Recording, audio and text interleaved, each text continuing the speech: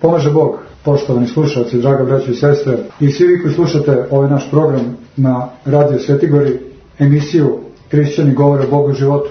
Evo ponovo se nalazimo u našoj Ostroškoj steni, u ovoj špilji svetoj ovde, koja je uglavnom hladna, ali koju greju mošti našeg svetog Vasilija Ostroškog, i ponovo razgovaramo sa jednim od čuvara svetih moštiju.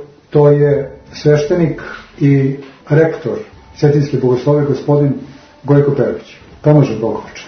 Bog ti pomogu. Kad sam te pozvao bio danas da porazgovaramo, ti si onako kao razuman čovjek u stvari u jednom trenutku rekao, pa šta mi tu sad nešto da pričamo, mi smo još uvijek mladi, tek smo ušli u crkvu, da li imamo pravo za tako nešto, može se desiti sutra koliko već da zgrešim, i sve to realno zaista, i mi smo svesni praktično da posle onog dugog komunističkog perioda kad je crkva bila skoro uništena, kada se bilo vrlo malo, sad je sve to krenulo i nikada ne znamo dok će trajati, pošto crkva nikada dugo nije bila slobodna.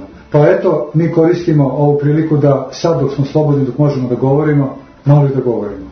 Ti kažeš za sebe da smo još sveži, da si mlad čovek, ali si eto rektor, znači Cetinjske bogoslovije. Da ne idemo ono od početka, nego malo ovako skorije. Kako je došlo od toga u stvari da ti tako kao mlad čovjek postaneš rektor?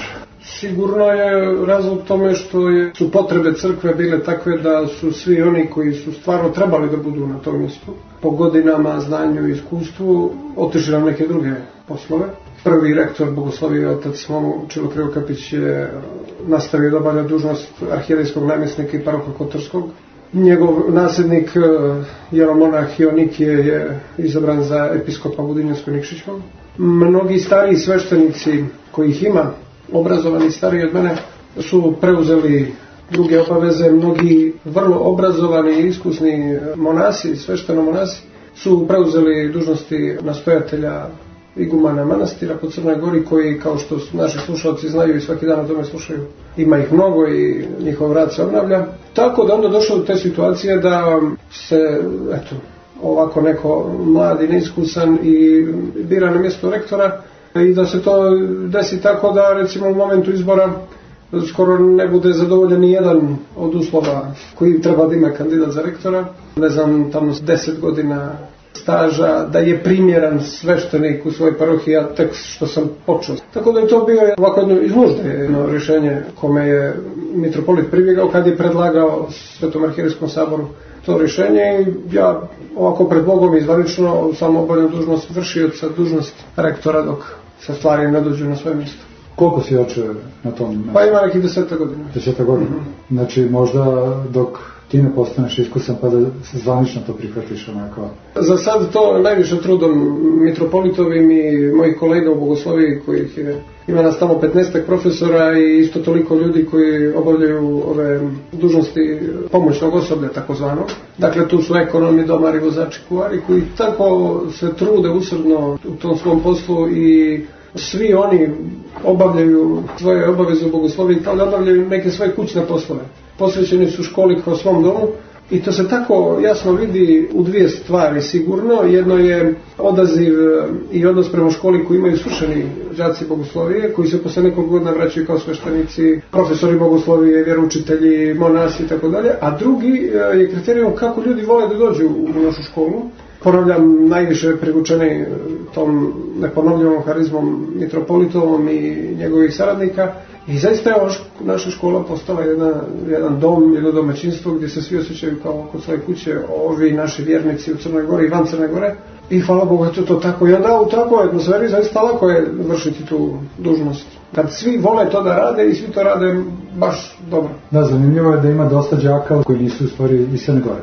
Ima, pa to je zato što je koncepcija rada bogoslovija naše pomisne crkve takva da ima 8 bogoslovija, i u tih 8 bogoslovija svih 40 episkopa naše crkve šalju svoje kandidate.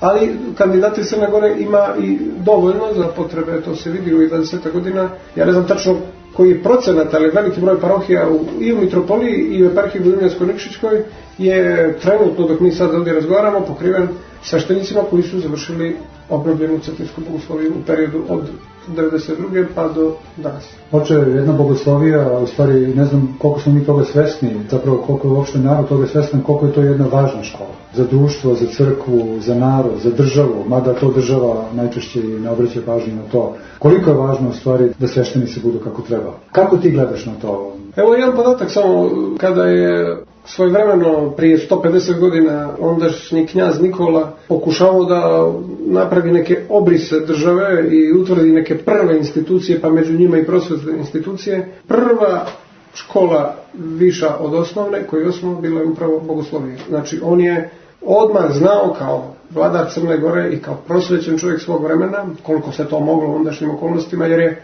brzo nakon pogibije knjaza Danila nekako na brzinu doveden na tron vladara crnogorskih. On je prepoznao da je duhovni život zemlje, a onda i intelektualni, duhovni profil, moralni profil sveštenika, pastira, nešto od čega zavisi stabilnost društva u njegovoj državi.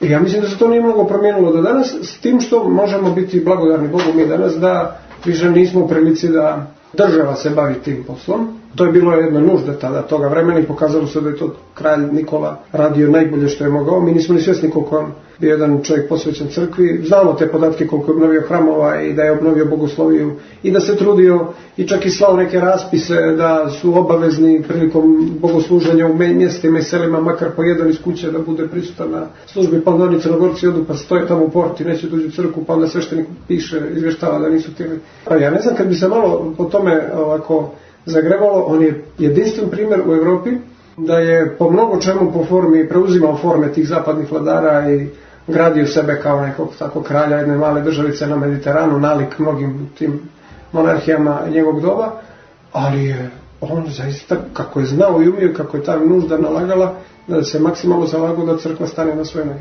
Dakle, hoću da kažem, ništa se od toga nije promijenilo što se tiče važnosti bogoslovskih škola, jer zaista danas, na početku 21. vijeka, lik misionara, pastira, vjeroučitelja veoma bitan, uvijek je bio, crkva je uvijek imala neku vrstu škola, gdje su se vaspitavali i obrazovali budući sveštenici i misionari. Ali kažem, danas možemo da zahvalimo Bogu što ne mora država time da se bavi i što smo sad i crkva i država zauzeli da stavimo, da niko ne voli toga da se drži, ali volimo o tome da pričamo, da se zalažemo za sekularnu državu, odnosno onu državu u kojoj će država obavljati svoj posao, društveni, politički, a crkva svoj i da se niko nikome neće tu miješati u ingerenciji. I eto, to je, dakle, važnost je ostala i važnost je velika. Često puta smo ovih godina na promocijama naše spomenice koja se ticala obnovljenog grada Cetinske bogoslovije govorili o tome kako ima puno vjernika u crkvi, puno nekih naših baka, puno nekih ljudi koji su, iako nepismeni, ali su obrazac pobožnosti i duhovnosti, pa se pitamo da li je škola potrebna da bi čovjek spasio dušu i možemo odmah da kažemo da nije. Da bi se čovjek spasio i da bi živio duhovno, nije mu neophodna škola, ali jeste potrebna škola onima koji će da budu pastiri. Ona svakako jeste i naravno, kao i u svakoj dobroj porodici, uvijek se tu mjeri šta je, da se u nečemu ne pretjera, da se ne pretjera u tom nekom intelektualnom obrazovanju, da ono bude ujednačeno istovremeno i sa duhovnim uzrastanjem tog budućeg pastira, a bogoslovca koji se školuje u bogosloviji. I mislim da Cetinska bogoslovija u tom pogledu zaista je jedno onako srećno rješenje koje nije projektovano od ljudi, nego se tako po Božjem dopuštenju zgodilo, da imamo jednu školu koja po svemu liči na ove neke naše racionalističke prosvetiteljske škole, novovjekovne. Znači ima učionice, ima katedri, ima dnevnik, ima knjige, ima časove, ima ocjene. Možda padneš godinu, možda ideš na popravni. Moraš da znaš deklinacije, moraš da znaš neke godine, moraš da učiš lekcije na pamet, sve to moraš. A s druge strane, sve se odvija u bogoslužbenom ritmu Cetinskog manastira i Cetinske parohije i nezamisliva je škola i život đaka bez toga. Eto, to je idealno nešto.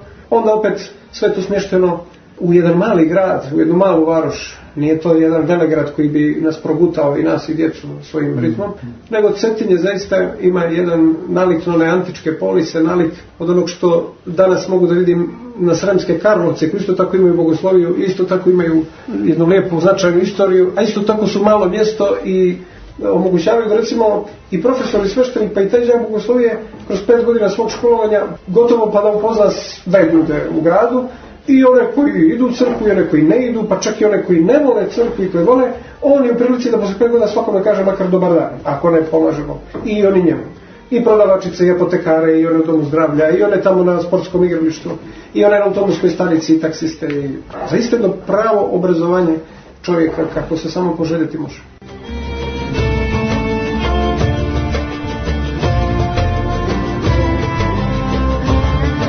Oče, reci mi, ja nisam mnogo upućen u istoriju i tradiciju naših bogoslovija. Na koga se mi osvrćemo kada radimo bogoslovije? Da li obraćamo pažnju neke naše stare bogoslovije ili možda gledamo kako to rade Grci, kako to rade Rusi, ili mi imamo neku našu tradiciju koju se držimo, srpski? Imamo mi našu tradiciju, pa evo sama činjenica da cetinska bogoslovija sa određenim prekidima, ali ipak radi kontinuirano 150 godina. Dovoljno govori o tome, imamo mi starih bogoslovija od cetinske bogoslovije. Pa i sami vi dobro znate, i naši slušalci su puno čuli na radiju Sveti Gori kroz razne emisije i razgovore o tome, da je crkva uvijek imala te neke škole, počelo od onih antičkih škola ranohrišćanskih, najpoznatije su one Antiohijska, Aleksandrijska bogoslovska škola, pa preko onih srednjevjekovnih škola koji su se osnivali u Vizantijskom carstvu, kasnije i u ovim drugim našim manjim pravoslavnim carstvima i kraljevstvima, pa su neke škole bile pri dvoru, pri caru, nad kojim je car imao vlast, jer mu je bilo jako bitno kao i kralju Nikoli, kao je danas i ovima, iako kažu da su sekularni, da vide šta to tamo popovi rade i čemu uče djecu. A neke su, većina njih u srednjem vijeku, da se tako izrazim, bile vezane za manastire i za život manastira, što je čuvalo onu osnovnu namjenu škole da se ne bi otrgla u neki intelektualizam, kao što su se na zapadu te škole pri manastirima, počevši od onih čuvenih u Cambridgeu i Oxfordu pa do ovih po Njemačkoj, po Francuskoj, Italiji, na kraju postale su one, te škole i ti univerziteti, mali u početku crkveni i hrišćanski, postali su, da se tako nazovem, jezgra za širenje neke humanističke renesansne misli koja se u pojedinim svojim varijetetima pojavljivali kao anticrkvena. Pa do ovih naših škola koje su, imamo mi znači tu jaku tradiciju, puno naših ljudi koji nisu bili sveštenici, a jesu bili intelektualci i državni službenici, završili su i cetinsku bogosloviju, beogradsku i onu u Zadru i Karlovačku. Tako da jedna zaista snažna tradicija postoji i mi sad u ovom vremenu kao crkva, kao povijesna crkva, kao i ostale crkve u pravoslavlju, promišljamo kako da sad opet priđemo ovom, jer nam pred očima se mijenja vrijeme tako brzo. Mnogo više liči moj život na život moga oca, nego što život moga sina liči na moj život. Mnogo brzo se sve mijenja i zaista smo dužni da prepoznamo taj duh vremena i da škole upodobimo na taj način da čovjek koji izađe iz ove škole izađe u 21. vijek kao u svoj vijek, a ne da iz naše škole izlazi kao iz 19. vijeka, nego da zaista, što mu neće biti problem, jer htjeli mi ili ne, vi đaci i svaka živi stvar danas je na internetu, danas je uključen u globalnu komunikaciju i mi samo treba nekako to da osjetimo i da vežemo za naš dosadašnji rad školski.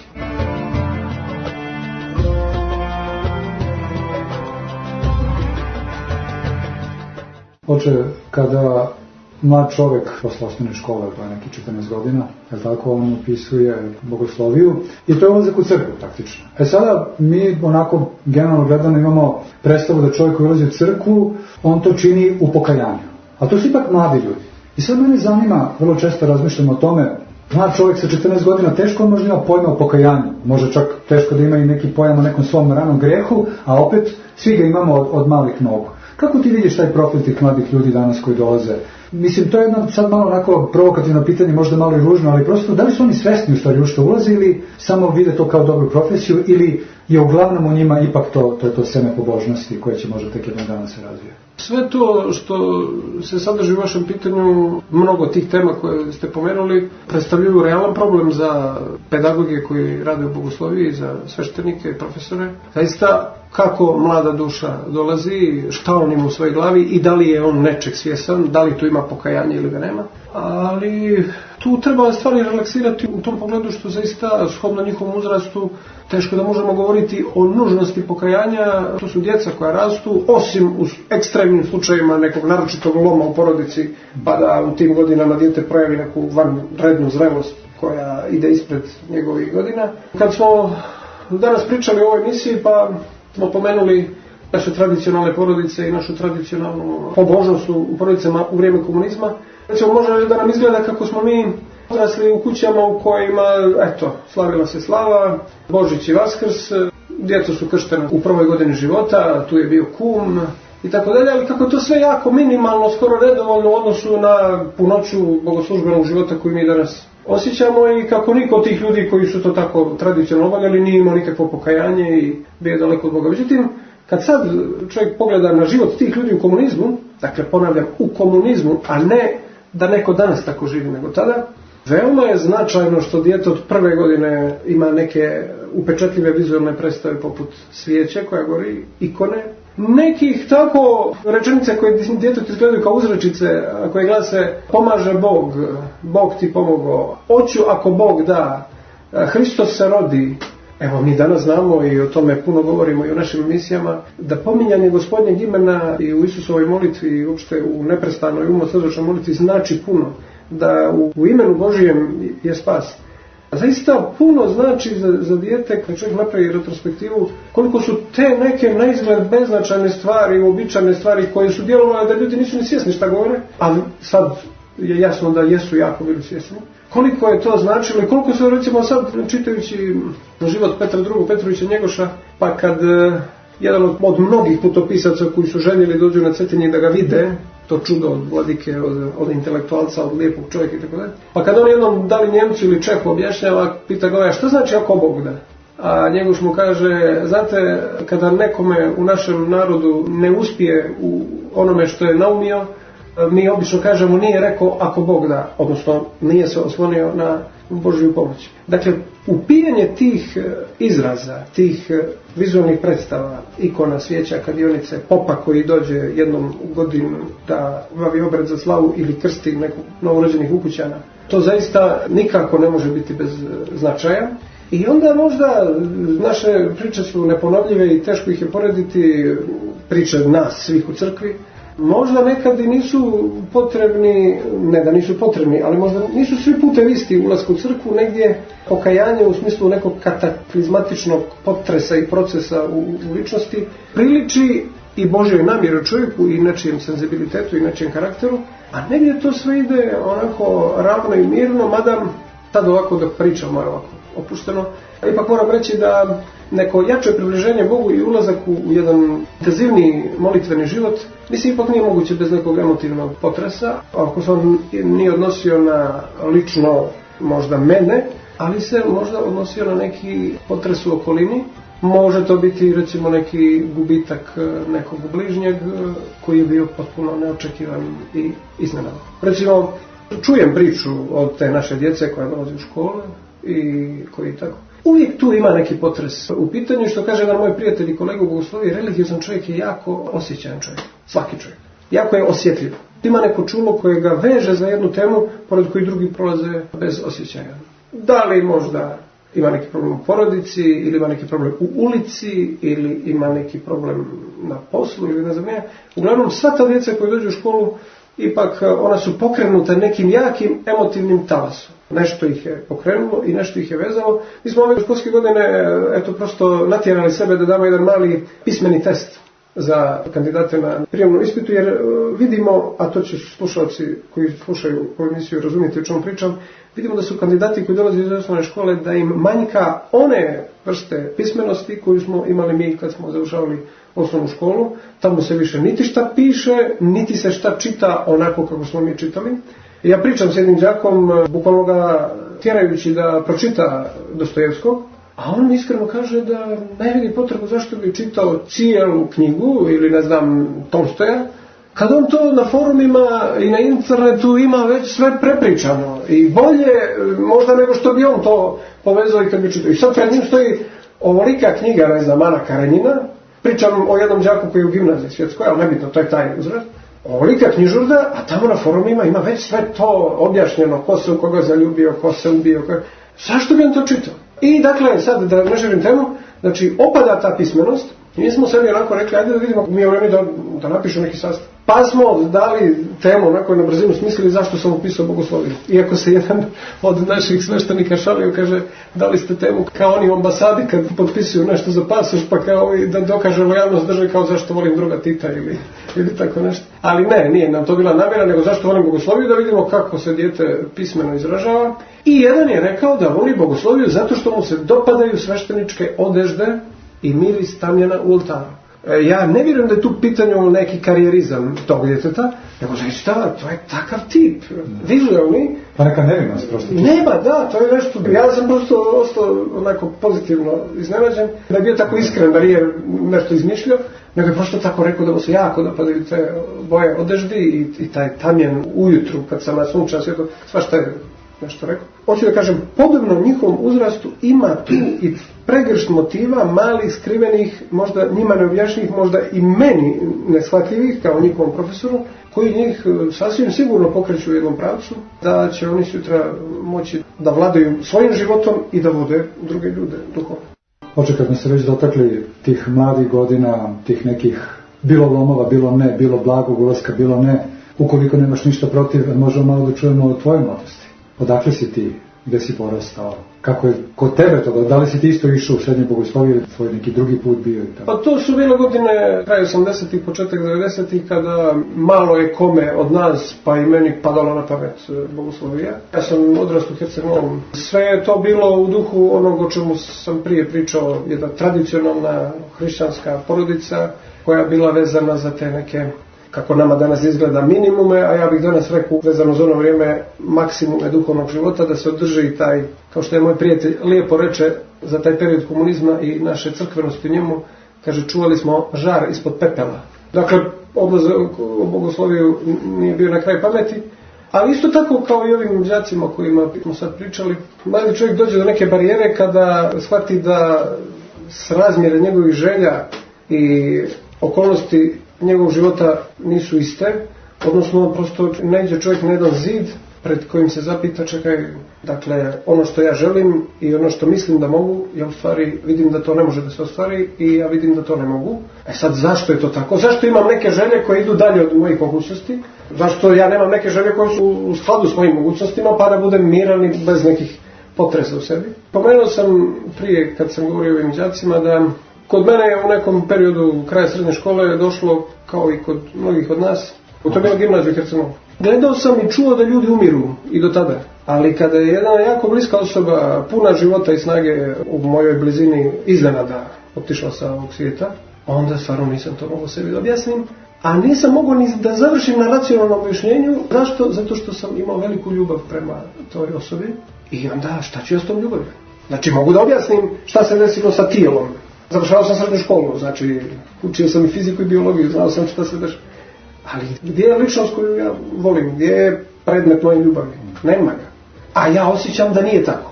Dakle, možda možemo da objasnimo da i dva nisu 4, kao što je moj umni i duhoviti profesor fizike u srednjoj školi to stalno pokušao da nam objasni, da nam nešto dokaže. Možemo sve da objasnimo da li se vrti zemlja oko sunca ili sunce oko zemlje, sve je to zaista uvijek znak pitanja, ali sigurno osoba koja je naglo otišla iz ovog života nije nestala. To znam.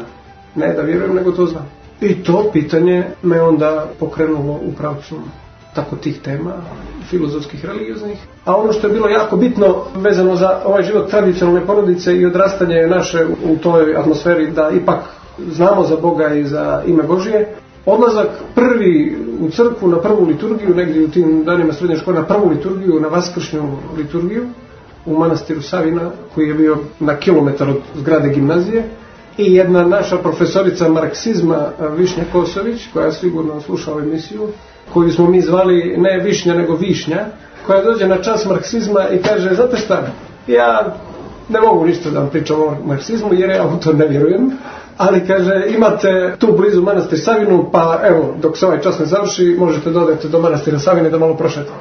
Sad dalje da to sve ne prepričavam, u svakom slučaju, hoću da kažem, ulazak na tu liturgiju je bio kao kad uđeš u nešto svoje, kao da se vratiš kući. Nije to neki intelektualni egzibicionizam, pa idem na Tibet, pa idem da gledam neke filmove, pa idem nešto, pa tražim nešto. Kad uđeš u crkvu, osjećaš da možda tamo ne pišu na zidovima odgovori na sva tvoja pitanja i sveštenici koje srećeš ni izbliza možda u prvi mah ne nude sve te odgovore, ali čovjek je kompleksno biće i ne saznaje samo očima i mozgom, nego i srcem. Srce je odmah osjetilo da je na svome i to je valjda taj presudni osjećaj koji nas čini pripadnicima crkve i do danas i uprkos svemu I uprkos raznim pitanjima koje mi imamo i nekih problema čak i u crkvenoj misiji i ovi mediji, ovo sve nas tako ponekad i ogoli i pokaže da smo možda i nedostojni kao hrišćani, kao sveštenici, ali taj osjećaj srca da je u crkvi kao kod kuće je nenarušiv. To je osnovno. I onda u skladu s tim osjećajem čini mi se da mogu ili da dam odgovore na sva pitanja vezana za život crkve ili da budem miran ako i nemam baš odgovore na sva ta pitanja. Oče, kako je onda išlo, znači ti si sebe osjetio u crkvi kao kod kuće, završavaš gimnaziju i onda je već počelo bivati moderno, da kažem, da se ide u crkvu i da se možda u tom nekom traganju za nekim školama gdje bi se čovjek pronašao neke filozofije, neke umjetnosti, tu se pojavljuje neki teološki fakultet u Beogradu koji radi od kada još i tamo već neki ljudi su i otišli i prije i onda to sve ide svojim putem, dakle Bogoslovski fakultet u Beogradu i tako to.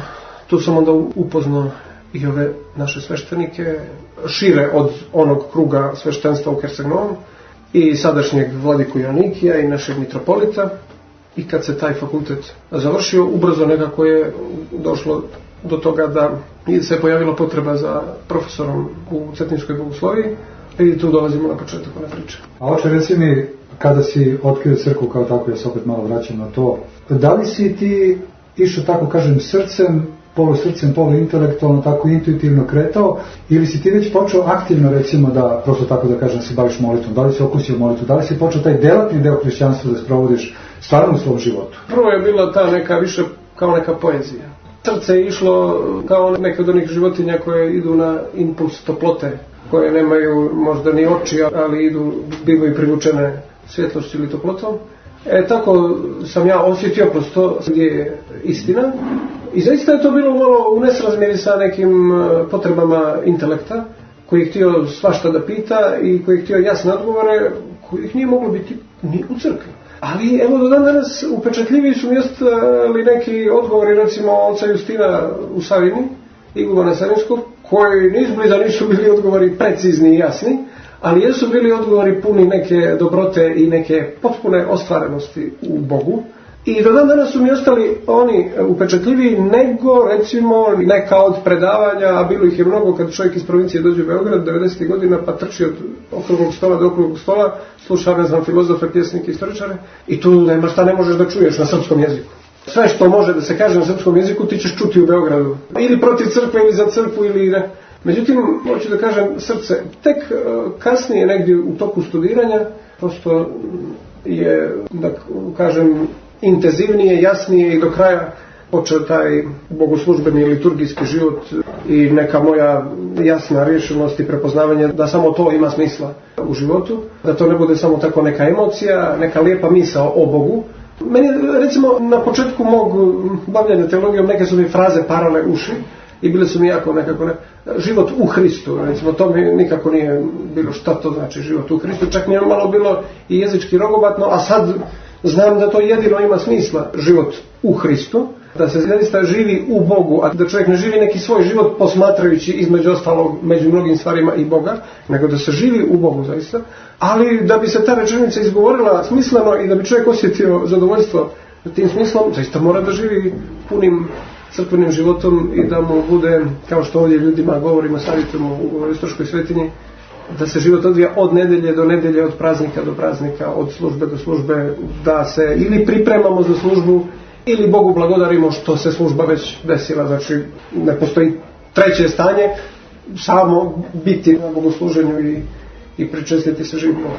Ali to tako, mislim, zahvaljujem se Gospodu što je to bilo sve tako prepuno nekih lijepih iskustava i što je sve išlo jednim mirnim tokom, bez nekih strašnih lomova. Prosto su se nekako, kad je to bilo potrebno i u pravo vrijeme, čini mi se, otvarala neka vrata i pokazivao se neki put, kao što je recimo ta profesorica Višnja Kosović, koju sam baš danas ovdje sreo, koja je došla sa svojim mužem na poklonjenje, sasvim nisam imao pojma da ću večeras o njoj da pričam.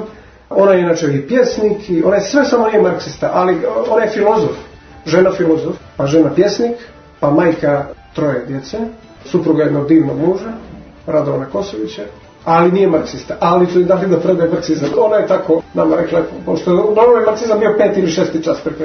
Kažem, ja ću pisati čas, vi idete gdje hoćete, a ja vam preporučujem da odete u manastir Savinu, tamo ima nekih finih monaha. Oče, da li je u stvari otac Justin praktično bio, da kažemo, tvoj neki prvi čovjek tako koji ti ipak prihvatio u crkvi? Pošto uvijek je to bitno, ko nas je u crkvu, ko je izvršio utjecaj i tako. Ja moram da kažem da je, kad nas je profesorica Višnja slala u manastir Savinu iz gimnazije, prva osoba koju sam sreo tamo je sadašnji episkop Budimljansko-Nikšićki Joanikije, koji je tada bio jeromonah mladi Joanikije u Savini i sa nekoliko njegovih iskušenika i još jednim mladim jeromonahom.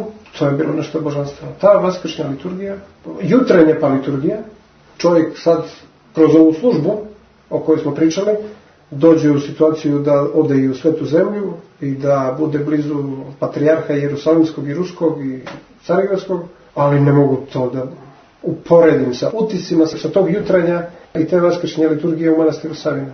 Onaj mrak, ona litija pred svitanje, to je nešto neponovljivo. I sadašnji episkop slavonski, gospodin Jovan Ćulibrk, koji je tada bio iskušenik u manastiru Savina sa ocem Joanikijom. I prva neka pitanja od tog marksizma i od svega toga u gimnaziji, od jednom najizvježnog iskušenika koji je doktorirao na Crnjanskom u Zagrebu i koji tamo čita na crkveno-slovenskom kao na srpskom. Pa to mora da ostaviti na čovjeka koji ima 17-18 godina. Sad pomeđu se tvoj odlazak u Beograd, a ti si ipak čovjek ovoga vremena, mlad čovjek, svestan, otvoren, ali definitivno kad si krenuo tim putem ti si na neki način možda zatvorio neka vrata svetovno za sebe. Kako mlad čovjek i ti i svi ti mladi ljudi danas, kako oni savladavaju? Jer to je možda ipak negdje možda i frustracija neka. Te jednom kad kreneš tim putem, pa kad obučeš mantiju, pa ne može se ne doći u konflikt sa svetom na neki način. Mitropolit nije dozvolio da dolazi do nekih konflikata jer na kraj pameti nije bilo će obući mantiju.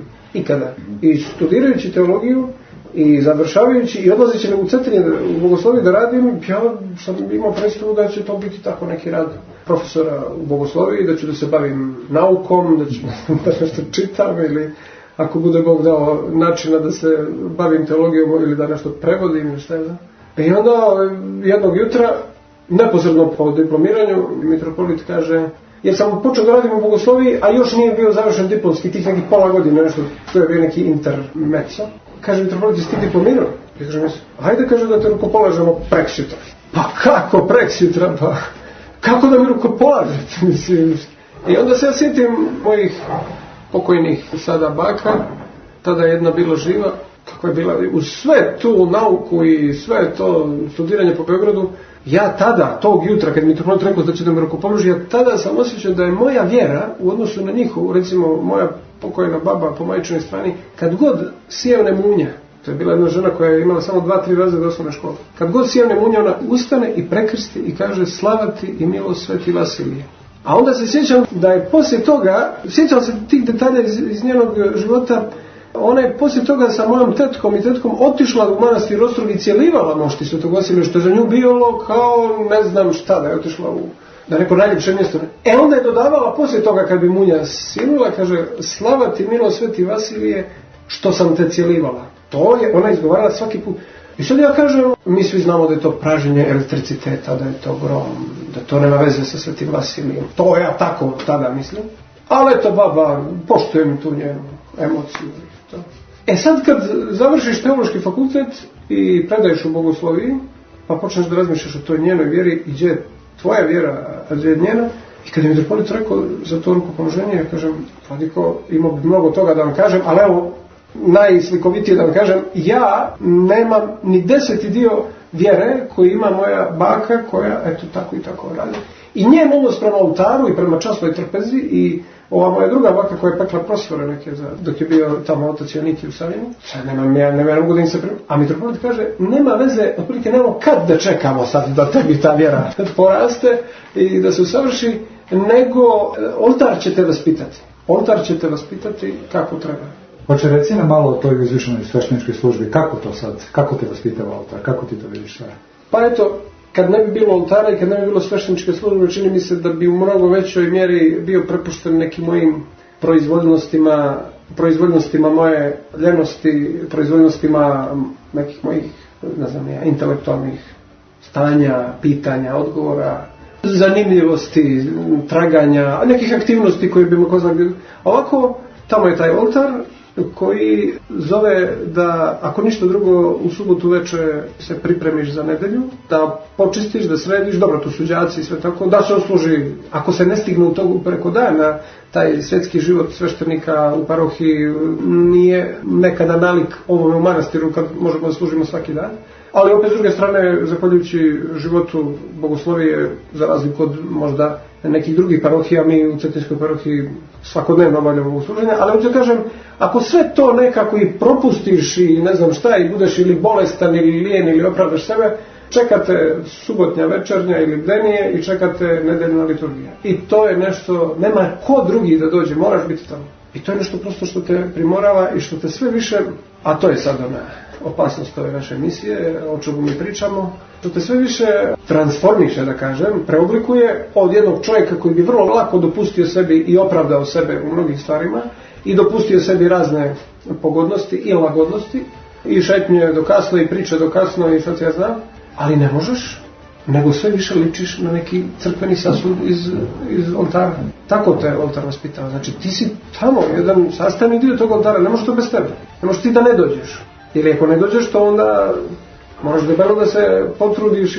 Govorimo o tom banalnom nivou fizičkog prisustva negdje. Od koga sve počinje.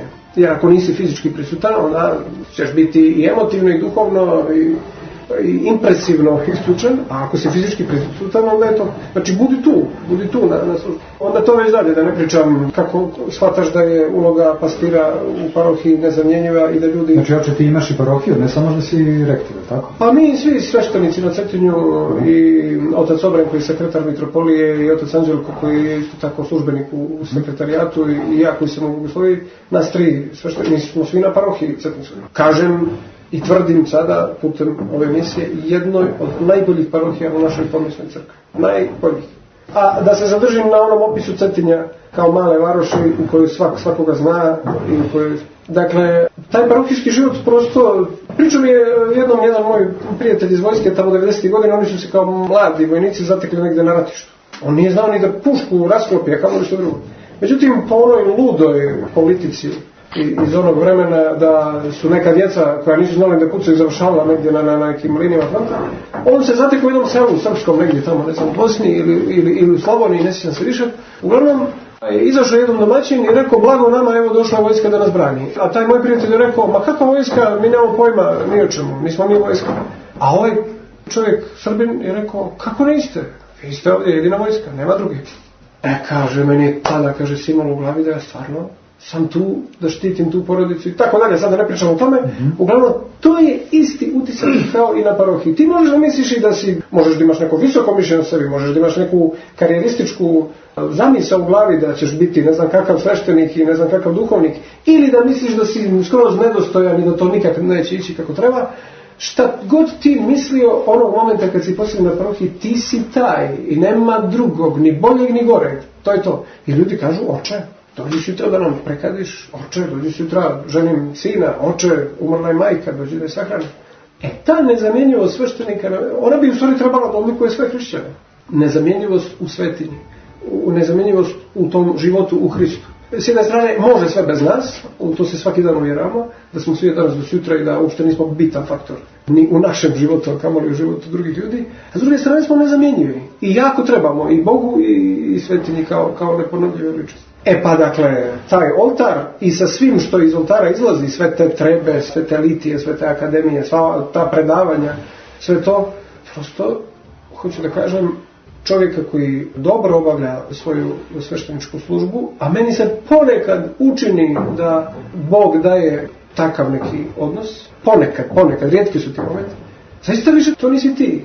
Ti nisi neki čovjek s nekim osobinama, nisi samo to, nego se pretvaraš u nešto što čini nešto više od tebe. Nazad nema, ali zato ima naprijed. Ti tako jako lepo govoriš o tome, onako tehnički, onako prilično smireno, skromno, tako da kažem, ali da li je tu ostalo, da li može da ostane, pošto većina pretpostavljenih hrišćana doživi tu prvu blagodat, ti si na svoj način, ja sam na svoj. Govori se o tome kao poeziji, govorio si o ono vaskršnjem jutarnju kao nečem što nikad ne može zaboraviš. Da li to možemo da sačuvamo? Da li je to ostalo? Ili je sad samo tehnika u pitanju? Pa niti možemo da sačuvamo, niti samo tehniku u pitanju. Mislim, ti prvi utisci su, oni obavljaju funkciju prvo kao što ona posteljica, to je isto jedan paradoks koji slušam tako na ispovijesti i od žena. Dakle, posteljicu u kojoj živimo u 9 mjeseci u majčinoj stomaku, ona bez nje ne bi mogli da postojimo 9 mjeseci. Poslije porođaja, ta ista tvar postaje smrtonosna za ženu ukoliko se na vrijeme ne odstrani iz utrobe porodilja. Možda će sad ovo ličiti na neku poeziju, ali preveliko osvrtanje unazad, vraćanjem tu posteljicu, nema više mjesta za tu posteljicu. Ona je obavila svoju funkciju i idemo dalje. Dakle, prva blagodat je bila, što kaže apostol Pavle, sve ono što je za mnom na neki način zaboravljam, a samo ostaje da trčim, baš taj izraz upotrebljam, trčim za onim što je predano. Dakle, one liturgije i savine više nema. S obzirom da danas više nije problem počinju Svetu zemlju na Svetu goru, mogu da ponovim one riječi kao i većina sveštenika, kao i većina slušalaca našeg radija. Slavio sam Božić i Vitlejem, slavio Igu Svetog Iva. Nisam baš Božić, ali sam obišao sva ta mjesta. Ali one liturgije iz manastira Savina, one ushićenosti i radosti, stvarno više nema, ali ima nečeg drugog. I zaista, opet da se vratim na ovu posteljicu. Ona posteljica je služila da ja opstanem. Mojoj majci, ona je mogla da i ne bude trudna i mogla da i lakše bi je bio život u tom segmentu. On njoj nije to trebalo, meni je to. Dakle, sve bilo u funkciji da se ja rodim. A već poslije toga ona njoj, majci, predstavlja zaista nevjerovatna tema. Ona njoj predstavlja opasnost po život, ako se na vrijeme ne ostrani. Dakle, hoću da kažem, ta prva blagodat je mene pogurala i tada je možda bilo i prirodno da se u čovjekovom srcu, u djetinjem, u adolescentnom srcu pojavi misao kako sam ja blizu Bogu, kako se meni Bog otkriva, kako sam ja ne znam šta. A sada ako ćemo ozbiljno da pričamo, možemo samo da idemo u skladu sa onim riječima Jovana Krstitelja. Ja treba da se smanjujem, a on, pritom on mogu da, na prvom mjestu mislim na Gospoda koji stupa u moj život kroz bližnje, on treba da raste. Ako on treba da raste kroz bližnje, onda svi oko mene treba da rastu. I sad postavljam pitanje o tome kakav je naš duhovni život i da li on pravi i kakav treba da bude. Pa to mjerimo posjećaj opet nekog našeg zadovoljstva. To pokazuje koliko smo samo razmaženi, koliko smo opet nekako vezani za onu situaciju što bi rekao Freud. Mi ne umijemo ni ovaj život ni da odživimo kako treba, nego kad spavamo opet se savijamo u položaj fetusa i ne možemo ni da, ajde da kažem, da se poslužim tim onako roslikovic. Ali zamislite, mi sad ostvarenost i opravdanost i istinitost našeg života mjerimo našim zadovoljstvom. A to je po meni greška. Nema zadovoljstva, ima samo da si razapet između Boga i ljudi. Zato nije ni dobro da se... Mislim, nije ni normalno, niti je moguće i možeš samo da projektuješ ono prvu blagodat, nećeš više osjetiti. Prva blagodat je prva i treba da ostane prva. Je prva, ne može biti druga. Oče, reci mi, da li je moguće na tom položaju imati nekih svojih ličnih aspiracija, ličnih nekih sitnih zadovoljstava, možda i u nauci ili nečemu drugom? Možda je moguće da bude aspiracija, ali ne može ni biti da se taj život bogoslovi, parohije, porodice i tako dalje sve manje. Zaista da se ne ponavljam i da ne zvuči kao floskula, sve više čovjek osjeća za zadovoljstvo da je služiti drugima, ma koliko to bilo bolno, jer svi smo mi temeljno sebična bića. Od kad izađemo iz one posteljice, daj meni, mama daj meni, ja to najbolje znam, pustite mene i tako dalje. Ako će čovjek se pomiri s tim da postoje neke stvari koje nikad neće riješiti u ovom životu, znači on vidi neke probleme, ali jasno vidi da ih neće riješiti i da postoje neke stvari koje ćeš bolje riješiti ako se posvetiš drugima i da čak ako u kazneno-popravnim domovima i ovim domovima za odvikavanje od narkotika i u duševnim bolnicama rad i angažovanje u nekom opštem poslu predstavlja terapiju, onda je jasno, to boli, mislim. To boli sujetan čovjek koji misli o svojoj ugodnosti i koji ima nekih aspiracija, a teško je ih imati. Boli se znanje da niti ćeš ih ostvariti, niti si u prilici da o tome misliš, nego treba se posvetiti drugima. A to je u skladu sa opet jednom anegdotom. Nedavno sam bio u ovom centru za odvikavanje od droga u Brajkovcu u Srbiji. Zemlja živi, da. I sad tamo sam pričao o jednom fizičkom radu gdje rade neki momci, ali to je bilo po nekoj vrućini, oni kopaju neku glinu, to sve pršti, mislim, beznadežno neko kopanje.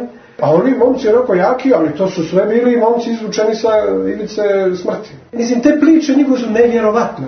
Mali broj slušalaca može i da zamisli, vi možete, čitao sam onu vašu knjigu i neki vaši prijatelji iz mladosti kako su se bili predali tome, pa možda vama je jasno o čemu pričam. Uglavnom, ja kažem jednom od ovih koji je tako kopao beznadežno sav u znoj, ja kažem, moj brate, nije dobra ova droga, a? A on kaže, znaš šta oče, kad ovo se sve završi, možda ću se ponovo drogirati, ali se više liječiti neću nikad. Znači, to stvarno boli, to liječenje, a droga predstavlja neki trenutni užitak. Ja ne bih sada da slušalcima predstavim život sveštenika i pastira kao neko stradanje, jer nije stradanje, nego istovremeno zadovoljstvo, ali hoću da kažem da postepeno, povremeno saznaješ, uz povremene bolne rezove, da je pravo istinsko zadovoljstvo vidjeti osmijeh na drugim licima, a ne čeznuti kad ćeš ti da se osmijehneš punih usta i da zadovoljiš sve neke svoje ciljeve. Pa to je možda zaista i centar u stvari ovog razgovora, u stvari da vidimo osmijeh na tuđem licu. Na tuđem, ne. Reci, oče, pored svih tih obaveza, ti imaš u stvari i svoja čeda, rođena. Kako sa njima radiš, kako uspevaš? Da li je to suprugin deo ili... Pa eto tako živimo u nekom vremenu koje je, to eto ponavljamo svi u crkvi, koje je vrlo teško za porodicu. Mislim, zvuči možda paradoksalno, nikad lakše nije bilo živjeti u smislu obavljanja fizičkih poslova u kući, u poređenju sa životom naših baka. Ovo je, dakle, živimo svi u hotelima sa 5 zvjezdica, sve je na dugme, sve je na dohvat ruke. Vi ste na Cetinju, znači? Na Cetinju, da. Dakle, ima i mašina za suđe, ima i mašina za veš, ima mogućnost da se ručak spremi za pola sata. Ako i nismo stigli da ga spremimo, možemo da ga naručimo. Sve je na internetu, sve, što kaže otac Justino Savini, kad su ga pitali za televizor da li je dobar ili nije, kaže, pa znaš kako, ranije se u kući znalo ko je džent, ko je otac, ko je dijete, otprilike u odnosu na životno iskustvo i na neke možda i škole.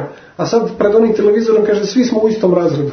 Tako da, eto, njihov je život bio neizmjerno teži, da ne govorimo o tome koliko naših baka i djedova su ušli u bračni život, a da ih niko nije pitao da li su zaljubljeni u svog bračnog druga i da li se vole nikad do kraja, a rodili po 10 djece i tako dalje. Dakle, u tom pogledu mi smo, dakle, 5 nivoa iznad što se tiče kvaliteta i lakoće života. Ali opet vidi, mogućnost bračnog života se svela na minimum, baš u takvim uslovima. Dakle, svaki drugi brak se razvodi, sve je nešto teško, sve je nešto psihički teško, sve je nešto emotivno teško, nešto ništa ne može da se trpi. I sad u takvoj jednoj atmosferi treba podizati porodicu, a hrišćanska porodica ima onaj imperativ da bude nalik i onim ranohrišćanskim porodicama i onim porodicama od prije 100 godina naših predaka, i po tom moralnom obrazcu i po nekim odnosima u kući, da se zna ko je otac, šta su roditelji, kako su braća da se vole, šta ne smiješ tražiti, šta je nepristojno reći, tako da.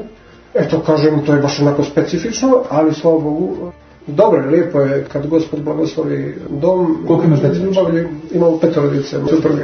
Hvala Bogu. Ili što kaže jedan moj prijatelj kad su ga pitali, imao je 3 sina, pa ga pitali jesu li ovo tvoje djeca, on kaže ovo su ženina djeca, ja sam nerotkinja. A to se nije odnosilo samo na neku šalu banalno o tome ko je rodio djecu, nego otprilike to su djeca kojima se žena brine, ja niti ih preslačim kad se u piške, niti im dajem da jedu, ponekad ih izvedem eto da se vidi da su moja i tako.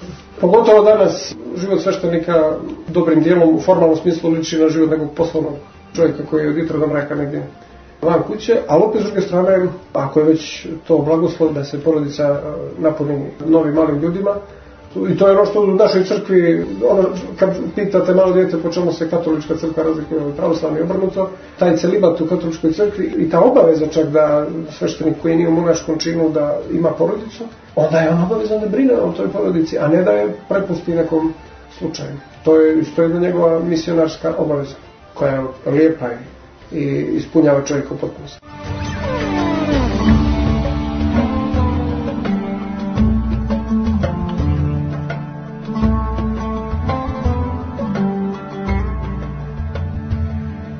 Ovdje je sad još jedna tema. Koliko je danas jedna mlada žena koja kreće za sveštenika svesna toga i kako ti vidiš u stvari položaj jedne supruge svešteničke? Koja je njena tu dužnost? Koliko je to teško? Koliko je to lako? Koliko je to jedna velika žrtva? Koliko se ona zapravo razlikuje od jedne žene koja udata za jednog običnog mirjanina?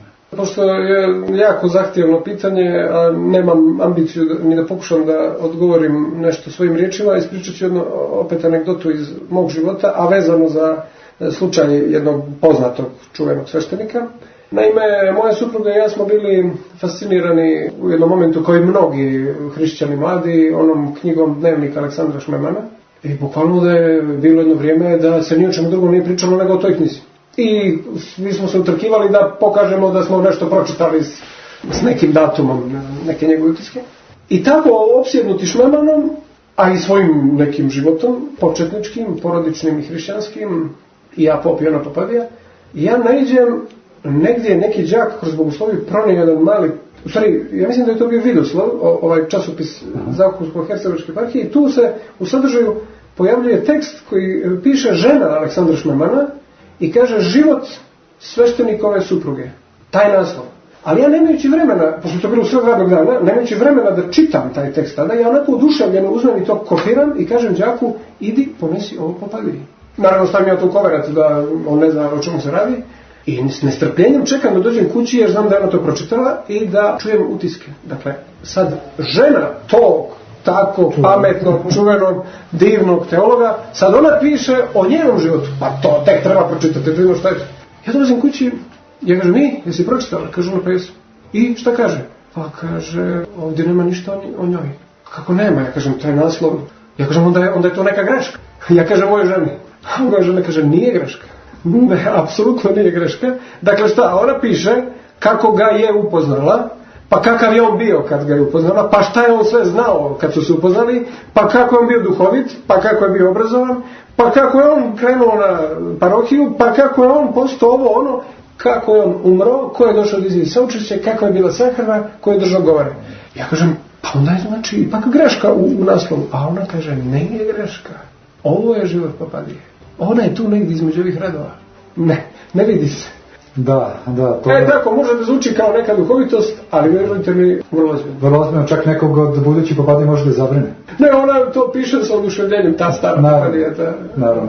Pa do duše, možda bi i svaka žena tako mogla da govori svom mužu, a možda bi i svaki muž mogao da govori o svojoj ženi tako. Mogu. U suštini, da se to sve prožme. Pa oče, eto došli smo do kraja ovog meni jako dragog razgovora i mnogo toga autentičnog smo čuli, tako da, eto, pretpostavljam da to možda svaki dan radiš, ali evo barem preko radija, šta bi ovako mogao da poručiš mladim ljudima koji se spremaju za sveštenički čin? Često pričam sa mojim kolegama, sa mojim parosima na Cetinju o tome i došli smo do jedne velike istine da zaista nema dva ista puta, ni životna, pa ni ta sveštenička. A kad već mene pitaš, onda bi poželio što više tih traganja srcem za Bogom, da to bude nešto, i to đacima govorim otprilike u 5. razredu. Pokušam da im napomenem, a da ne zvuči dramatično, da ako ne vole to što su čuli, vidjeli za ovih 5 godina, ako nisu zavodili bolje na vrijeme da, ako ne sjećaju poslije 5 godina života u bogosloviji, života krećivota Svetog Petra Cetinskog, života uz nas, takve kakvi smo, ovakvi i onakvi, ali to je taj crkveni život. Ja mislim da boljeg ne može biti nego što je taj na Cetinju i bogosloviji, kao što istovremeno ne može biti bolje ni od onog na hramu u Podgorici, ni od ovog u Ostrogu, ni tako dalje. Dakle, to je jedan od mnogih najboljih života. Dakle, ako ne vole to, i ako ima bilo kakvu drugu ambiciju, da se tu ostvare ili materijalno, ili da se društveno pozicioniraju, ili da nešto drugo pridobiju putem toga, da bi bilo mnogo bolje i za njih, i za crkvu, i za Boga, da nešto rade što vole. Da nešto rade što vole i u protivnom stvorit će se to jedan tegovan život, da zaista to učite život u crkvi i pogotovo sveštenička služba mora da ima nečeg neobjašnjivog, nečeg poetskog. To je ono što mi se dopalo kod Šmemana, što on sav taj, ono neke knjige, onako racionalne, onako analitičke koje je napisao i o liturgiji o svemu, a taj njegov dnevnik koji je pun nekih tako utisaka, od neke sreće zato što je sunce granulo kroz neku šumu, zato što ptice pjevaju. Tako, prosto čovjek je od početka do kraja bio srećan u svemu tome. Sad, kako bismo sad izmjerili, da li je cijena te sreće što najbliža osoba pored njega ne može da napiše tekst o sebi, nego je to opet tekst o njemu, to je sad već da otvaramo drugu temu, ali prilike tako to ide. Oče, hvala ti na tvom vremenu i na tvojoj iskrenosti. Hvala, hvala.